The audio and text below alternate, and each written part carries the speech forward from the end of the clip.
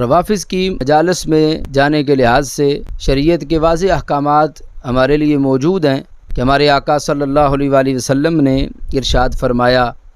فَلَا تَسُبُّوا أَصْحَابِي، میرے صحابہ کو گالی نہ دو، جو میرے صحابہ کو گالی دے گا فَعَلَيْهِ لَعْنَةُ اللَّهِ وَالْمَلَائِكَةِ وَالنَّاسِ أَجْمَعِينَ، جو میرے صحابہ کو گالی دے گا اس پر اللہ کی لعنت، اللہ کے فرشتوں کی لعنت اور تمام انسانوں کی لعنت۔ قیامت والے دن اللہ اس بندے کا نہ کوئی فرض قبول کرے گا نہ کوئی نفل قبول کرے گا۔ یہ فرمانے کے بعد رسول پاک صلی اللہ علیہ وسلم نے پھر ایسی قوم کا ذکر کیا، فرمایا ایک ایسی قوم آئے گی جو میرے صحابہ کو گالی دے گی۔ اب اس کا ذکر کرنے کے بعد پھر اپنی امت کو ایک سبق دیا کہ تمہارا برتاؤ ان کے ساتھ کیسا ہونا چاہیے، کیا ان کے ساتھ بیٹھنا، ان کے ساتھ کھانا پینا،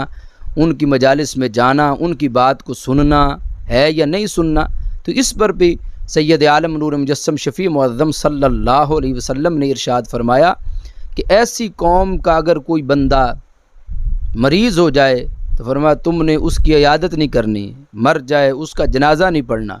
فرمایا ان کی مجلس میں جانا نہیں، ان کے ساتھ بیٹھ کے کھانا نہیں، نہ ان کے ساتھ بیٹھ کے پینا ہے، نہ ان کے ساتھ نکاح کرنا ہے۔ تو یہ سارے احکامات ہمارے آقا صلی اللہ علیہ وسلم نے امت کو عطا کیے، اور سبب کیا ہے؟ اس لیے کہ یہ وہ قوم ہے کہ جو رسول پاک علیہ الصلوۃ والسلام کے اصحاب کو گالی دینے کو اپنا معاذ اللہ جھوٹا مذہب کہتی ہے۔ جن حضرات کو رسول پاک علیہ السلام نے پڑھایا ہو، جنہوں نے اپنی جانیں سرکار پہ قربان کی، اپنی اولادوں کو قربان کیا، اپنے مال کو قربان کیا، اپنا گھر بار چھوڑا، اور جن کی برکت سے دین قیامت تک کی امت تک پہنچنا تھا، ایسے لوگوں کی بے ادبی کرنے کا مطلب سرکار کے پورے دین پر حملہ کرنا ہے کہ اگر قرون اولیٰ کے مسلمان ہی صحیح نہیں تو بعد والے کس طرح صحیح ہو سکتے ہیں، اور پھر وہ دین جو ان سے چل کر آیا وہ دین پھر کس طرح مکمل اور جامع ہو سکتا ہے۔ اس لیے ہمارے آقا صلی اللہ علیہ وسلم نے امت کو یہ واضح حکم دیا کہ ایسے لوگوں کے پاس نہ بیٹھنا ہے، نہ ان کے ساتھ بیٹھ کے کھانا ہے، نہ ان کے پاس بیٹھ کے پینا ہے، نہ ان کی مجلس میں جانا ہے، نہ ان کی بات کو سننا ہے، نہ ان کی بات کو آگے پہنچانا ہے۔ اگر وہ بیمار ہو جائے تو ان کی عیادت نہیں کرنی، اگر وہ مر جائے تو ان کا جنازہ نہیں پڑھنا۔ اس سلسلہ میں امام اہل سنت مجدد دین و ملت حضرت امام احمد رضا بریلوی رحمۃ اللہ علیہ سے جس وقت پوچھا گیا کہ ایسی مجالس جس میں مرثیے ہوتے ہیں تو کیا ایسی مجالس میں شرکت کرنا جائز ہے، تو اعلیٰ حضرت رحمہ اللہ تعالی آپ نے اس کے جواب میں ارشاد فرمایا ایسی مجالس میں شریک ہونا بالکل جائز نہیں۔ پھر آپ سے پوچھا گیا دوسرے مقام پر فتاوی رضویہ شریف جلد نمبر 24 صفحہ نمبر 508 پہ، تو اس پر بھی آپ نے فرمایا کہ یہ ایسی مجالس میں جانا جائز نہیں جہاں رسول پاک علیہ السلام کے اصحاب کو برا کہا جائے۔ تیسرے مقام پہ پوچھا گیا صفحہ نمبر 507 پر، اعلیٰ حضرت رحمۃ اللہ علیہ فرماتے ہیں کہ تعزیہ ناجائز ہے، اور ایسی مجلس جس میں معاذ اللہ توہین اہل بیت کرام ہو قطعاً حرام، اور ان میں شرکت ناجائز و حرام ہے۔